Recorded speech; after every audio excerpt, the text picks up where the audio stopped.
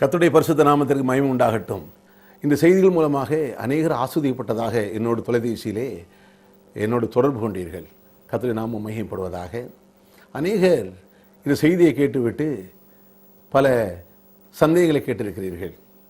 உங்களுக்காக நான் பதில் சொல்ல, மாதத்தில் ஒரு முறை மாதத்தின் கடைசி நாளிலே உங்களுக்கு நீங்கள் கேட்குற எல்லா கேள்விகளுக்கும் நான் பேசின பிரசங்க சம்பந்தமான கேள்விகளுக்கு பதில் சொல்ல ஆயத்தமாக இருக்கிறேன். எல்லா கேள்வினா எல்லா கேள்வியும் இல்லை, பிரசங்க சம்பந்தமான கேள்விகளுக்கு கர்த்தர் நாமம் மகிமைப்படுவதாக. அருமையானவர்களே, இந்த என்னுடைய நிகழ்ச்சி மூலமாக அநேகர் ஆஸ்வதிக்கப்பட்ட என்று சொன்னீர்கள். அநேகர் சுகமானதை பற்றி பேசினீர்கள். ஒரு சகோதரி என்னோடு பேசினார்கள். கால் விளங்காதவர்கள் அவர்களுக்கு நான் வசனத்தை சொல்லிக் கொடுத்த உடனே 2 மணி நேரத்துக்குள்ளே அவர்கள் வாழ்க்கை இருந்த அற்புதத்தை என்னோடு அவர்கள் தொடர்பு கொண்டார்கள்.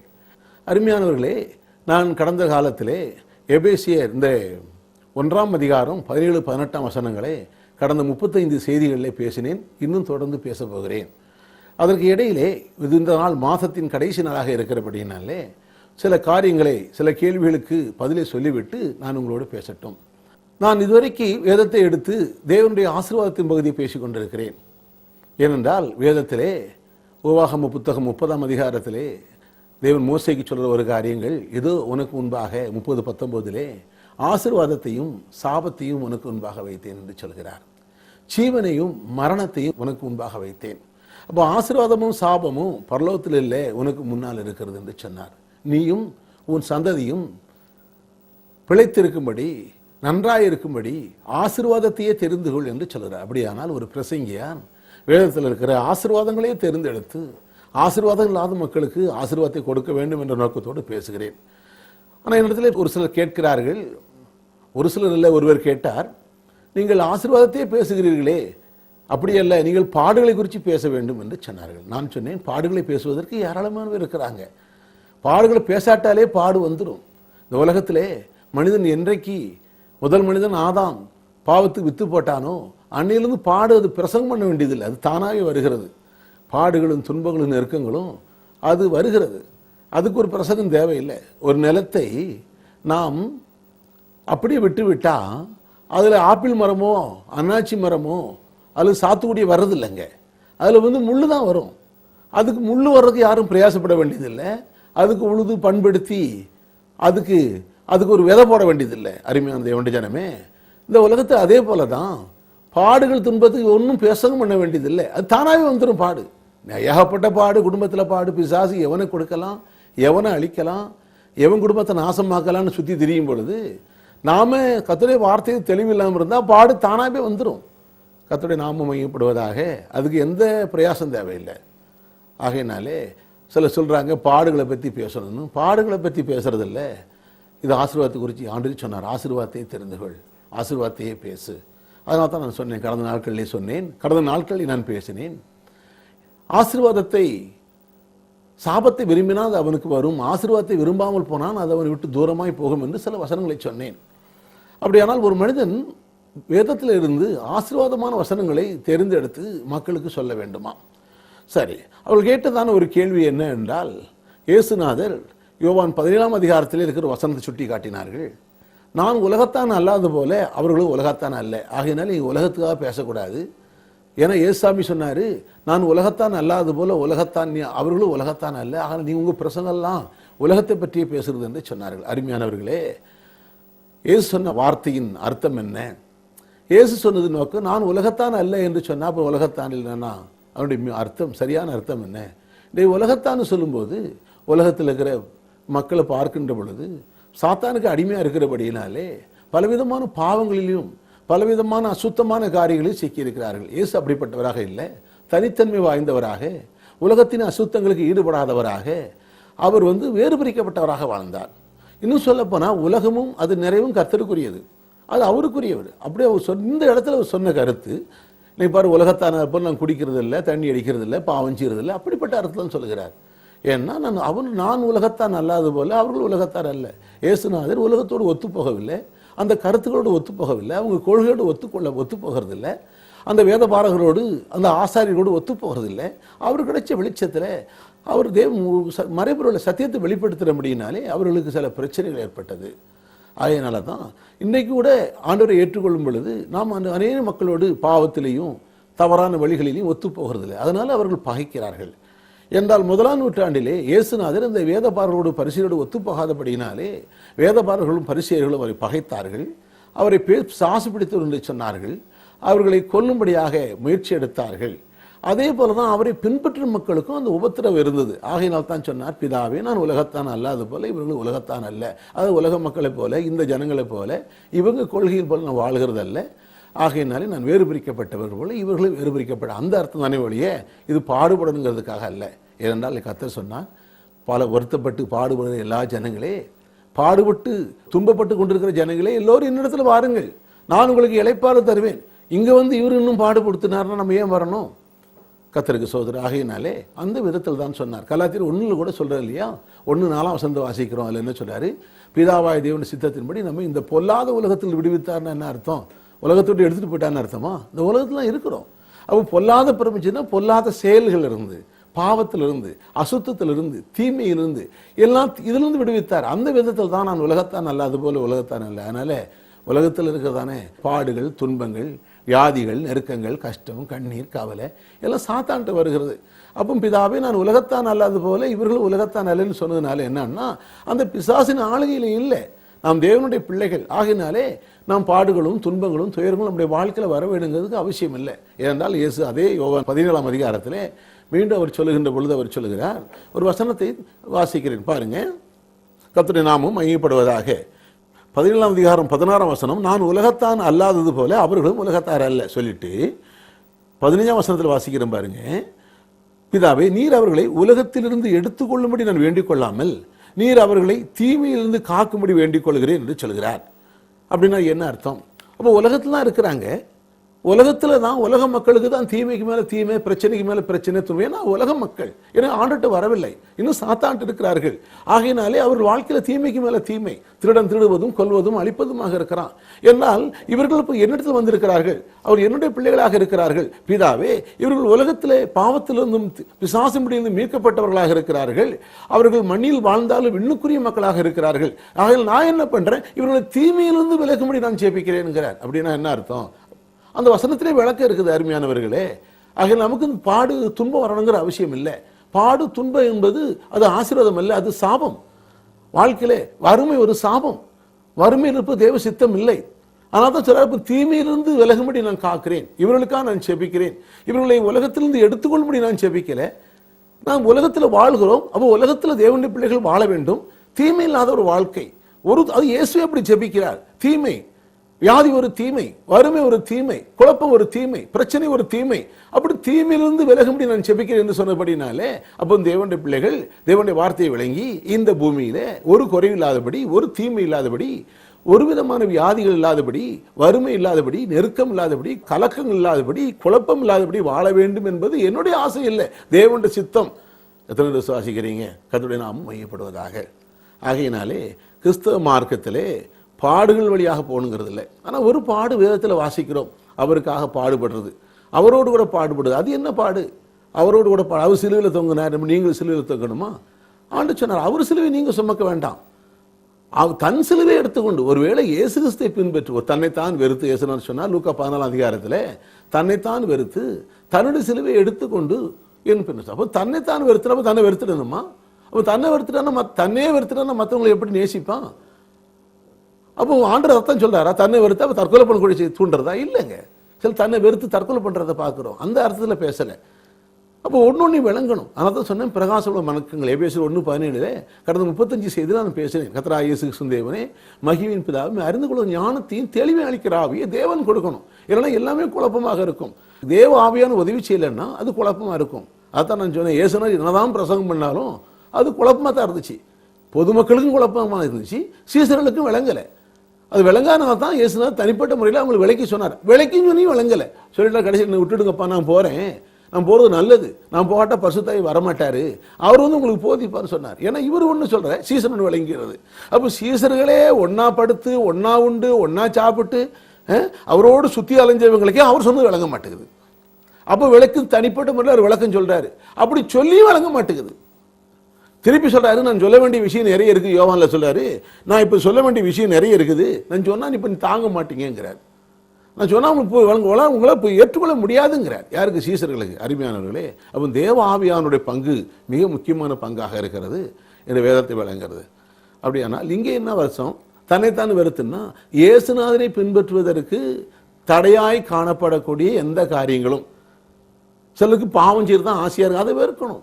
என் வாழ்க்கையில தேவனை பின்பற்றுவதற்கு தடையாய் இருக்கிற காரியங்களை வெறுக்கணும், அதை தான் வெறுக்கணும், வேற எதையும் வெறுத்துடக்கூடாது. அதை வெறுத்து தன்னைத்தானா எனக்கு ஆண்டரை பின்பற்றுவதற்கு தடையாய் இருக்கிற எந்த காரியங்களையும் வெறுத்துடணும். ஏன்னா அந்த லூக்கா 14 அதிகாரம் அதில் வாசிக்கின்ற பொழுது அவர் சொல்றாரு பாருங்க, யாதொரு இடத்துல 33ஆம் வசனம், தன்னிட தகப்பனையாவது தாயாவது மனைவியாவது பிள்ளையாவது சகோதரியாவது சகோதரிகளையாவது தன் ஜீவனையாவது வெறுக்காவிட்டா எனக்கு சீசனா இருக்க மாட்டான். அப்படின்னா எல்லாரும் என்ன தாயை வெறுத்துடணுமா, தகப்பனை வெறுத்துடணுமா? சில வசனத்தை விளங்குற கர்த்தருக்கு ஸ்தோத்திரம். பாடுகள் இல்லைங்க அருமையான பிள்ளைகளே, இது செழிப்பின் உபதேசம். தேவனுடைய வார்த்தையை பின்பற்றினா செழிப்பான். கர்த்தரை நம்புகிறவன் செழிப்பான். வேதம் அதான் சொல்லுது. கர்த்தருடைய ஆசீர்வாதம் ஐஸ்வர்யத்தை கொடுக்கும். கர்த்தருடைய ஆசீர்வாதம் பாட கொடுக்குன்னு சொல்லல. கர்த்தருடைய ஆசீர்வாதம் வியாதியை கொடுக்குன்னு சொல்லல. கர்த்தருடைய ஆசீர்வாதம் நெருக்கத்தை கொடுக்கும்னு சொல்லல. கர்த்தருடைய ஆசீர்வாதம் ஐஸ்வர்யத்தை கொடுக்கும். கர்த்தருடைய ஆசீர்வாதம் நிறைவை கொடுக்கும். கர்த்தருடைய ஆசீர்வாதம் விருத்தியை கொடுக்கும். எத்தனை பேர் விசுவாசிக்கிறீங்க? என்னோட தொடர்பு கொண்டு உங்களுடைய கருத்துக்களை சொல்லுங்க. அருமையானவர்களே, நீங்கள் நன்றாக இருக்க வேண்டும், குறைவில்லாமல் இருக்க வேண்டும் என்பது என்னுடைய ஆசை இல்லை, உங்களை உண்டாக்குன தேவனுடைய ஆசை. அதுக்காக தான் தேவன் பரலோகத்தை விட்டு பூலோகத்தை இறங்கி வந்தார். வேதம் சொல்லுது, பழைய ஏற்பாட்டு மனிதர்கள் வேலைக்காரர்கள், அவர்கள் கூட என்ன சொல்றாங்க? சிறியவனை புலியிலிருந்து எடுக்கிறாராம், எளியவனை குப்பையிலிருந்து உயர்த்துறாராம், அவனை பிறப்பு கூட ராஜா கூட உட்கார வைக்கிறாராம். மறுபடியும் சந்தோஷமான பிள்ளைத்தாட்சி ஆகிறான். அப்படின்னா சிறியவன் நீ புழுதியில் இருப்பது தேவசித்தம் இல்லை, நீ குப்பையில் இருக்கிற தேவசித்தம் இல்லை, நீ மலடா இருப்பது தேவசித்தம் இல்லை. விசுவாசிக்கிறீங்களா? அப்போ கர்த்தருடைய ஆசீர்வாதம் மலடு இருக்க முடியாது.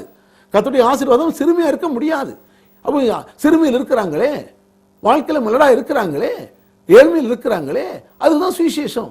என் ஜனங்கள் அறிவில்லாதபடினால் சங்காரமாகிறார்கள், என் ஜனங்கள் அறிவில்லாதபடினால் சிறைப்பட்டு போகிறார்கள்.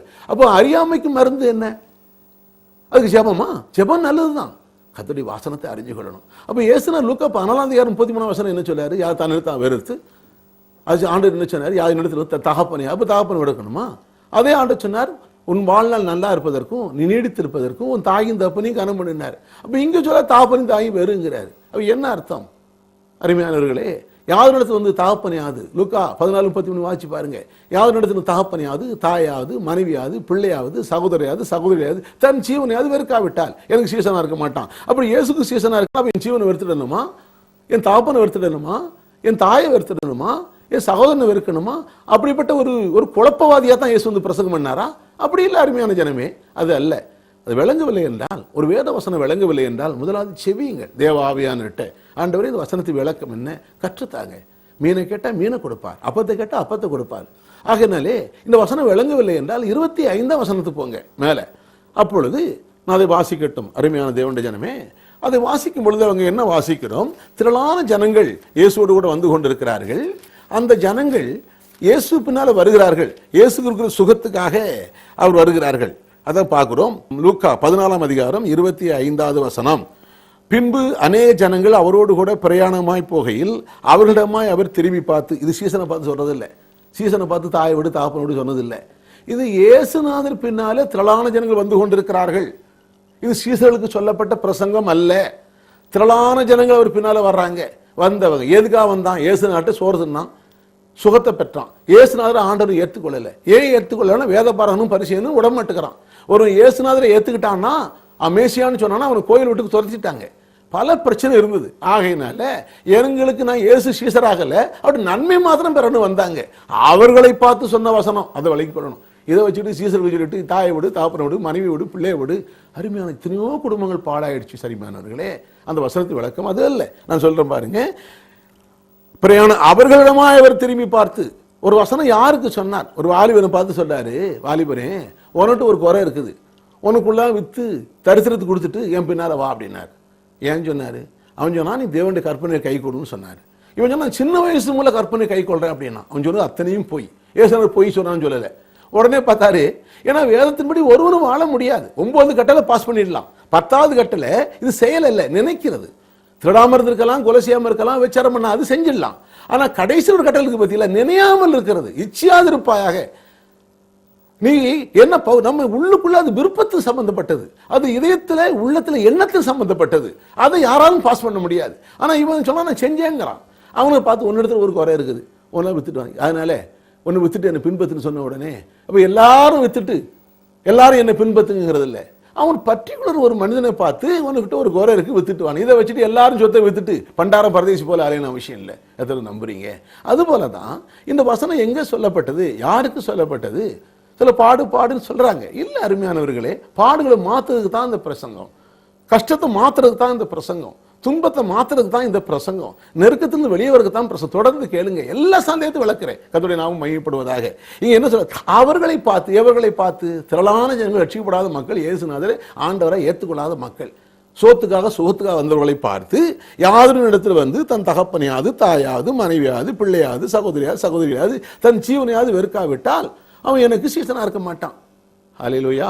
அப்படியானா எழுத்தின்படி வெறுக்க சொன்னாரா? எழுத்தின்படி தாப்பனை வெறுத்துட்டோம்னா, எழுத்தின்படி தாயை வெறுத்துட்டோம்னா, அப்ப எழுத்தின்படி ஜீவனை வெறுக்கணுமே.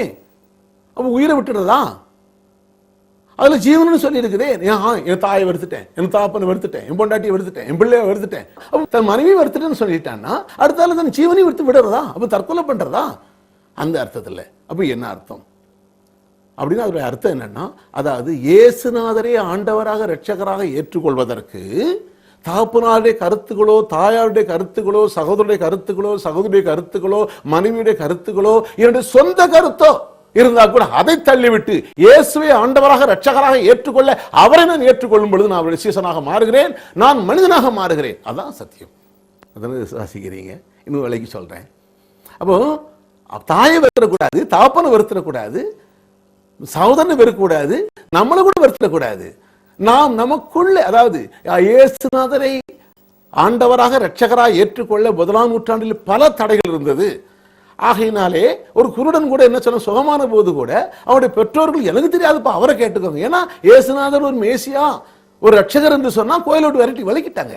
அப்படிப்பட்டதான பாரம்பரியங்கள் சட்டத்திட்டம் நிறைந்த மக்கள் மத்தியிலே ஒருவரும் இயேசு பின்பற்ற மாட்டேங்கிறாங்க. அப்படிப்பட்ட மக்கள் மத்தியிலே இந்த வார்த்தையை சொல்கிறார், உன் தகப்பனுடைய கருத்துக்கள் என்னை பின்பு தடையாக இருந்தால், உன் தாயுடைய கருத்துக்கள் என்னை பின்பு தடையாக இருந்தால், உன் சகோதரோ சகோதரிகளோ மனைவியோ அவர்களுடைய கருத்துக்கள் என்னை பின்பு தடையாக இருந்தால் அந்த கருத்துக்களை வெறுத்து விடு. உன்னுடைய சொந்த கருத்துக்கள், இதனால உன்னுடைய ஜீவன், ஐயோ எனக்கு இந்த ஆண்டரை பின்பற்றினா இது சொத்து கிடைக்காதே, எனக்கு அது தரமாட்டேங்கிறாங்களே, இது தரமாட்டேங்கிறாங்களே, எனக்கு வீடு வாசல் கிடைக்காது சொல்றாங்களே, அப்படி இருந்தா என் ஜீவன் கூட அத்தனை காரியம் தடையா இருந்தாலும் இது போனாலும் பரவாயில்லை, இயேசுதான் எனக்கு தேவை என்று வந்தால் நீ இயேசுடைய சீசனா மாறுவேன். மாறினால் என்ன நடக்கும்? இது வரைக்கும் தாய் தகப்பனை உண்மையா நேசிக்க முடியாது, நீங்க இப்ப உண்மையா நேசிக்க ஆரம்பிப்பீங்க. இயேசுநாதர் ஒன்னு நேசிப்பது போல பிறர் நேசினார். இரண்டாவது, இயேசு நமக்குள்ள வரும் பொழுது, தெய்வீக அன்பு நமக்குள்ள வருகின்ற பொழுது, இப்பொழுது நேசிக்க வேண்டிய பிரகாரமாய் உங்களை நீங்கள் நேசிக்கிறீர்கள். நம்பர் 1. இரண்டாவது, உங்கள் பெற்றோர்களை நேசிக்கிறீர்கள். மூன்றாவது, உங்கள் சகோதரரை நேசிக்கிறீர்கள், சகோதரி நேசிக்கிறீர்கள், உங்கள் மனைவியை நேசிக்கிறீர்கள். எத்தனை விசுவாசிக்கிறீங்க? ஏன்னா இயேசு இல்லை என்றால் சாசனுடைய ஆதிக்கம் இருக்கின்ற பொழுது அங்கே பகையும் வெறுப்பும் கசப்பு தான் இருக்குது. இதனையோடு சொல்லுவாங்க, அன்னையும் பிதா முன்னேறி தெய்வம், தாயை விட மேலான ஒண்ணு இல்லை, அம்மா எல்லாம் பேசுவாங்க. ஆனா தாய் நேசிக்க முடியல.